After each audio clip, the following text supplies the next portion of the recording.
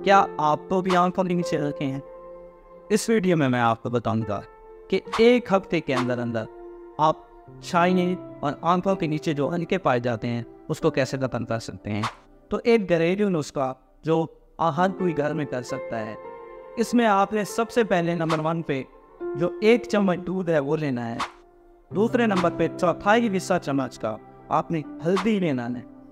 और तीसरे नंबर पे आपने 1 चम्मच शहद का इस्तेमाल करना है। और चौथे नंबर पर आपने 1 चम्मच कॉफ़ी पाउडर। ये सारी चीज़ें आपने एक बाउल में डाल के इसको मिक्स कर देना है। इस सारे को मिक्स करने के बाद आपके पास एक पेस्ट नुमा चीज़ बन जाएगी, जिसको आपने तकरीबन 1 हफ्ते तक रोज़ाना इस्तेमाल करना है।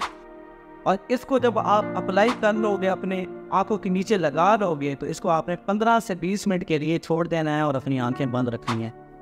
इससे क्या होगा, क्योंकि हल्दी एक एंटीऑक्सीडेंट जो जरासीम को मारने वाली एक चीज़ है, जो कि आपके जो हल्के हैं उनको और ब्लैक स्पॉट्स या काले धब्बे हैं उनको ख़त्म करती है।